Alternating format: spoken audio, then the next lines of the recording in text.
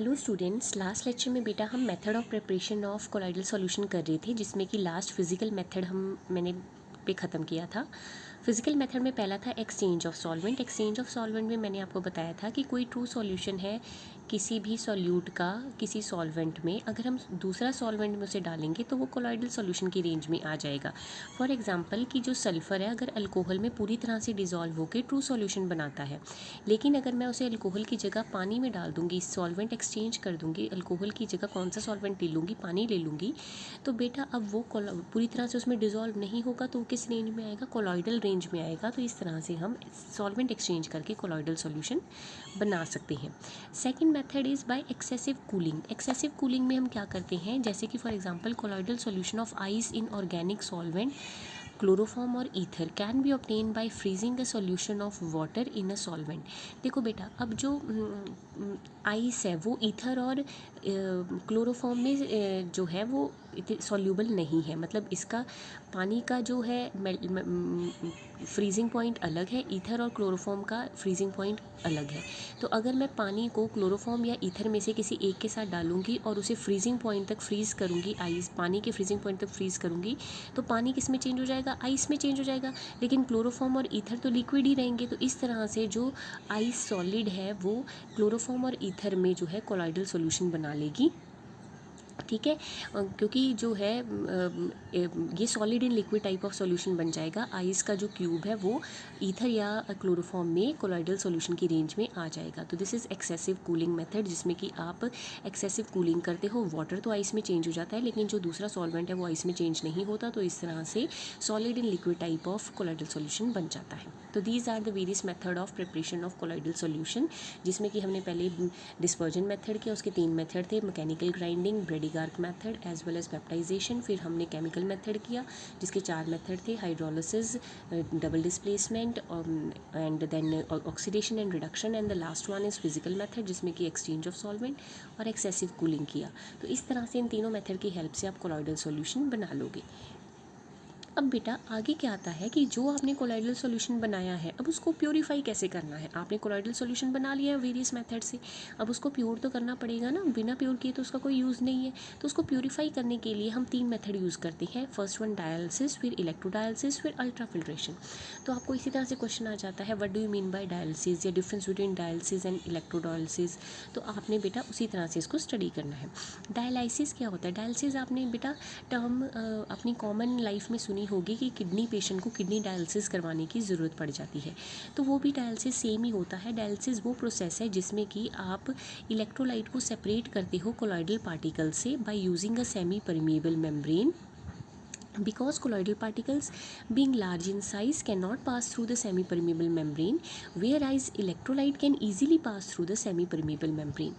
ठीक है, this technique is used to remove impurities from blood. अब देखो, हमने कोलॉइडल सॉल्यूशन को प्योरीफाई करना है। हमने एक जो है कंटेनर ले लिया, बीच एक सेमी परमेबल मेम्ब्रेन लगा दी, उसके बीच में अब क्या होगा, जो कोलॉइडल पार्टिकल्स हैं वो तो सेमी परमेबल मेम्ब्रेन को क्रॉस नहीं कर सकते, लेकिन जो कोलॉइडल पार्टिकल है, कोलॉइडल पार्टिकल में कोलॉइडल पार्टिकल है प्लस वाटर है।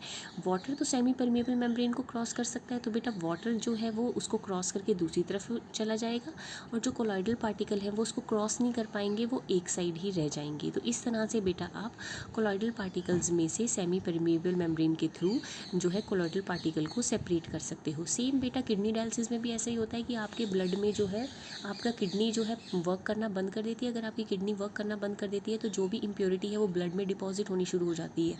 तो किडनी डायलिसिस में क्या करते हैं कि आपकी बॉडी का ब्लड जो है वो डायलिसिस मशीन में डालते हैं। उस डायलिसिस मशीन में जो इम्प्योरिटी होती हैं, जो कि कोलॉइडल इन नेचर होती हैं, उनको बेटा वो सेमी परमेबल मेम्ब्रेन को पास नहीं कर पाती, वो एक साइड इकट्ठी हो जाती हैं, और जो दूसरी चीज़ है इलेक्ट्रोलाइट वगैरह जो है वो पास कर जाते हैं, वो दूसरी तरफ इकट्ठे हो जाते हैं। तो इस तरह से इम्प्योरिटी जो है सेपरेट की जा सकती हैं ब्लड में से। तो दिस इज़ डायलिसिस, जिसमें कि आप इलेक्ट्रोलाइट को सेपरेट कर देते हो कोलॉइडल पार्टिकल से by using a semi permeable membrane, क्योंकि कोलॉइडल पार्टिकल तो लार्ज होते हैं साइज़ में, सेमी परमेबल मेम्ब्रेन को पास नहीं कर पाते, इलेक्ट्रोलाइट पास कर जाता है, इलेक्ट्रोलाइट दूसरी तरफ इकट्ठा हो जाएगा और कोलॉइडल पार्टिकल दूसरी तरफ इकट्ठा हो जाएंगे। तो यहाँ पे वाटर की जगह अगर कोई भी इलेक्ट्रोलाइट होता, KCl वगैरह, तो वो ईजिली पास कर जाते हैं दूसरी तरफ, लेकिन कोलॉइडल पार्टिकल पास नहीं कर पाते। आगे है इलेक्ट्रोडायलिसिस। इलेक्ट्रोडायलिसिस क्या है, नाम से क्लियर है, डायलिसिस करना है, लेकिन किसकी हेल्प से करना है, इलेक्ट्रिसिटी की हेल्प से करना है, दैट इज़ कॉल्ड इलेक्ट्रोडायलिसिस। देखो बेटा, डायलिसिस की प्रोसेस बहुत स्लो है। इस प्रोसेस को अगर हम बिना इलेक्ट्रिसिटी के करवाएंगे तो बहुत टाइम लग जाएगा, 1-2 दिन प्रोसेस चलती ही रहेगी। तो इतनी लंबी प्रोसेस को जल्दी करवाने के लिए हम इलेक्ट्रिसिटी का सहारा लेते हैं, और अगर डायलिसिस आप इलेक्ट्रिसिटी की हेल्प से करें तो इसे कहते हैं इलेक्ट्रोडायलिसिस। देखो इलेक्ट्रोडायलिसिस क्या होता है, dialysis is a slow process and it can be accelerated by applying the electric field, and if the dialysis take place in the presence of electric field then it is known as electrodialysis. ठीक है जी। तो dialysis और electrodialysis का difference I hope आपको easily पता लग गया है। Now the third one is ultra filtration. Ultra filtration भी सेम ही है डायलिसिस की तरह। डायलिसिस में आप सेमी परमेबल मेम्ब्रेन यूज़ करते हो कोलॉइडल पार्टिकल्स और इलेक्ट्रोलाइट को सेपरेट करने के लिए। अल्ट्रा फिल्ट्रेशन में आप अल्ट्रा फिल्टर पेपर यूज़ करते हो कि आपने अपना कोलॉइडल सॉल्यूशन जो है, जिसमें कोलॉइडल पार्टिकल्स भी हैं, पानी भी है और इलेक्ट्रोलाइट भी है, तो उसको हमने प्योरीफाई करने के लिए अल्ट्रा फिल्टर पेपर में से पास किया। अल्ट्रा फिल्टर पेपर को जो इलेक्ट्रोलाइट और वाटर है वो तो पास कर जाएंगे, लेकिन कोलॉइडल पार्टिकल पास नहीं कर पाएंगे। इस तरह से कोलॉइडल पार्टिकल आपका जो है वो पेपर पे इकट्ठा हो जाएगा और जो रिमेनिंग पार्टिकल्स हैं वो सेपरेट आउट हो जाएंगे। ठीक है जी। तो इस तरह से जो है आप प्योरीफिकेशन ऑफ डायलिसिस कर सकते हो, आप डायलिसिस जो है प्रोसेस कैरी आउट कर सकते हो। ठीक है। नाउ द अगला क्या है हमारे पास, प्रॉपर्टीज़ ऑफ कोलॉइडल सॉल्यूशन। अब देखो हमने कोलॉइडल की डेफिनेशन क्लियर कर ली, कोलॉइडल की कितनी तरह के हैं वो भी देख लिया, कोलॉइडल को कैसे बनाते हैं वो भी देख लिया, कोलॉइडल को प्योरीफाई कैसे करते हैं। वैसे मैंने यहाँ पे आपको बताया कि सेमी परमेबल मेम्ब्रेन लगाई जाती है। अदरवाइज़ आप इसको ऐसे इमेजिन कर सकते हो डायलिसिस को कि एक पोटली की तरह। आपकी जो पोटली है वो सेमी परमेबल है, उसके अंदर जो है आप जब कोलॉइडल सॉल्यूशन डालोगे तो कोलॉइडल पार्टिकल्स तो उस पोटली को पास नहीं कर पाएंगे, लेकिन जो इलेक्ट्रोलाइट और वाटर है वो उस पोटली सी में बाहर निकल जाएगा। जैसे कि आप बेटा, आपकी मदर ने जब पनीर बनाते हैं तो पनीर को ऐसे एक मसलिन क्लॉथ में बांध के रख लेते हैं ना, सेम वही डायलिसिस है कि जैसे सेमी परमेबल मेम्ब्रेन आप इमेजिन कर लो मसलिन क्लॉथ की तरह, कि जब आप पनीर जब आप बनाते हो तो पनीर उसमें क्लॉथ में डालते हो तो उसका सारा जो पानी है वो बाहर निकल जाता है और सिर्फ आपके पास कोलॉइडल सॉल्यूशन जो है, कोलॉइडल पार्टिकल्स बच जाते हैं पनीर के। सेम डायलिसिस है कि जब आप उसमें सेमी परमेबल मेम्ब्रेन में पोटली सी बना के उसे डालोगे कोलॉइडल सॉल्यूशन को, तो जो कोलॉइडल सॉल्यूशन है वो ऊपर रह जाएगा, इलेक्ट्रोलाइट और जो वाटर है वो सेमी परमेबल मेम्ब्रेन को क्रॉस कर जाएंगे। तो अगर इसमें आप बिजली पास कर दो तो that is electrodialysis. Now the next one is property of colloidal solution. Properties में बेटा बहुत इंपॉर्टेंट है, these are heterogeneous in nature. आपको पता है कि कोलॉइडल पार्टिकल्स जो है वो होमोजीनियस सॉल्यूशन नहीं बनाते। होमोजीनियस होता है जिसमें लाइट पास कर जाती है, जो ट्रांसपेरेंट होता है, यूनिफॉर्म होता है थ्रू आउट। लेकिन कोलॉइडल पार्टिकल्स जो हैं वो यूनिफॉर्म सॉल्यूशन नहीं बनाते, उनको हम वो हेट्रोजीनियस नेचर का सॉल्यूशन बनाते हैं। एंड इनको हम नेकेड आई से ऑब्जर्व नहीं कर सकते, नेकेड आई से इनको ऑब्जर्व करना मुश्किल होता है, इनका हेट्रोजीनियस नेचर। जैसे फॉर एग्जांपल दूध को आप देख के कहोगे it is homogeneous, but actually दूध में फैट के ड्रॉपलेट्स होते हैं जो माइक्रोस्कोप के नीचे दिखाई देते हैं, नेकेड आई से वो ऑब्जर्व नहीं होते। तो milk is a heterogeneous solution because it is colloidal in nature.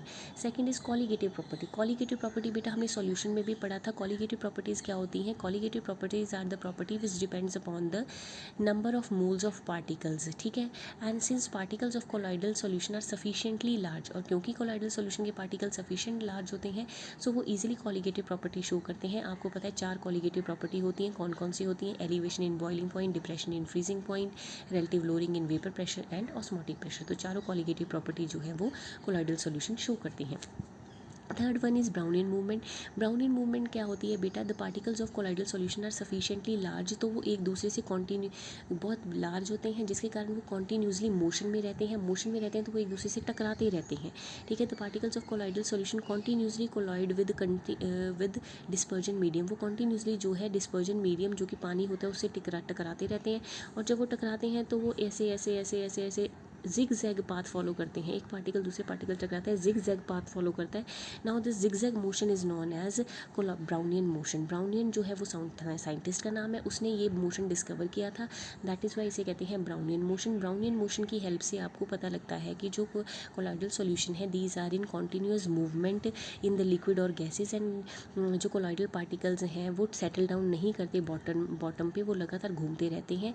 और ब्राउनियन मूवमेंट की हेल्प से ही हमें पता लगता है कि how many number of particles are there in colloidal solution, hence we can find the Avogadro number. तो Brownian movement की हेल्प से हम एवोगेड्रो नंबर भी फाइंड कर सकते हैं। क्वेश्चन पूछा गया है कि किसकी हेल्प, ब्राउनियन मूवमेंट की हेल्प से आप क्या फाइंड कर सकते हो, तो we can calculate Avogadro number.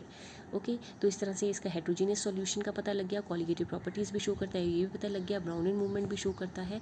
Now next one is optical properties. Optical properties जो कोलॉइडल पार्टिकल्स की वो होती हैं वो है टिंडल इफेक्ट। मैंने आपको पहले भी टिंडल इफेक्ट के बारे में बताया था, मैं अब दोबारा से डिटेल में बता देती हूँ क्योंकि इस पर क्वेश्चन आता है, what do you mean bye Tyndall effect. तो टिंडल इफेक्ट क्या होता है बेटा, when a beam of light, देखो यहाँ से सोर्स ऑफ लाइट है, ये लेंस है, इसके थ्रू आपने लाइट पास की, लाइट को हमने एक ट्रू सॉल्यूशन होता है जिसका पार्टिकल साइज होता है 10⁻⁻⁹ मीटर की, और उससे लेस देन की रेंज में होता है, उसे कहते हैं ट्रू सॉल्यूशन। जैसे कि नमक का सॉल्यूशन, जब नमक को पानी में घोल देते हो दैट इज़ ट्रू सॉल्यूशन, और ये कोलॉइडल सॉल्यूशन है।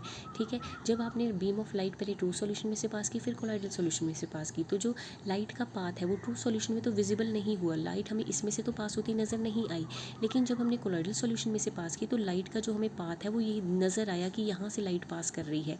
अब ऐसा ये क्यों नज़र आया, क्योंकि बेटा colloidal particles are sufficiently large होते हैं, वो लाइट को स्कैटर करते हैं, जब वो लाइट को स्कैटर करते हैं तो लाइट का पाथ जो है वो विजिबल हो जाता है, and this scattering of light is known as Tyndall effect. और जो एट द एंड जो है लाइट वो कन्वर्ज होती है और एक आपको कौन सा नज़र आता है, this is known as Tyndall cone. Screen पे जो ऐसे कौन सा बनता है इसे कहते हैं टिंडल कोन, और क्योंकि ये इफेक्ट टिंडल साइंटिस्ट ने डिस्कवर किया था तो इसे उसके नाम से टिंडल इफेक्ट कहा जाता है। बेसिकली टिंडल इफेक्ट क्या है, the scattering of light by colloidal particle so that the path of light become visible is known as Tyndall effect. Okay, अब मैं पढ़ देती हूँ, when a beam of light is pass through true solution the path of light does not become visible, but when this beam of light is pass through colloidal solution the path of light become visible. ठीक है, I hope समझ आ गया कि true solution में पास करने से light का path visible नहीं होता, but when this beam of light is pass through colloidal solution path of light become visible, and when we view through a microscope this is called Tyndall effect. The cause of Tyndall effect is that colloidal particles are sufficiently large so that they can to scatter the light, and hence path of light become visible. ठीक है, and when converging beam of light is pass through a solution to observe a cone in the solution which is called Tyndall cone. Tyndall effect explain the heterogeneous nature of colloidal solution. जैसे अगर आपको पूछा जाए Brownian movement ने क्या explain किया था, Avogadro number बताया था, टिंडल इफेक्ट बताता है कि आपका colloidal solution heterogeneous in nature है, क्योंकि अगर वो हेट्रोजीनियस इन नेचर नहीं होता तो बेटा वो लाइट की स्कैटरिंग कर ही नहीं पाता, तो अगर लाइट की स्कैटरिंग को नहीं कर पाता तो वो हेट्रोजीनियस नहीं हो सकता था, तो इसीलिए जो Tyndall effect heterogeneous nature of colloidal particle के बारे में बताता है। In Tyndall effect, intensity of scattered light depends upon refractive index of dispersion phase and dispersion medium of the substance. कितना बेटा लाइट की स्कैटरिंग होगी वो डिपेंड करेगी कि जो डिस्पर्जन फेज और डिस्पर्जन मीडियम है उसके रिफ्रैक्टिव इंडेक्स में कितना डिफरेंस है, that will depend upon the intensity of Tyndall effect की इंटेंसिटी उस पर डिपेंड करेगी कि दोनों के रिफ्रैक्टिव इंडेक्स में कितना डिफरेंस है, सॉल्वेंट के और सॉल्यूट के। लायोफिलिक कोलाइड्स में ये डिफरेंस जो होता है बहुत स्मॉल होता है। हमने पीछे बताया था कि लायोफिलिक कोलॉइड जो है वो टिंडल इफेक्ट शो क्यों नहीं करते, इसलिए नहीं शो करते क्योंकि बेटा उनकी जो रिफ्रैक्टिव इंडेक्स है बिटवीन सॉल्वेंट और सॉल्यूट जो है वो बहुत ज़्यादा कम होता है, जितना ज़्यादा कम होगा रिफ्रैक्टिव इंडेक्स उतना ज़्यादा टिंडल इफेक्ट कम शो होगा, इसलिए लायोफिलिक जो कोलॉइड है वो टिंडल इफेक्ट शो नहीं करते। ओके, थैंक यू, आज के लिए इतना ही, कल हम करेंगे इलेक्ट्रिकल प्रॉपर्टीज़।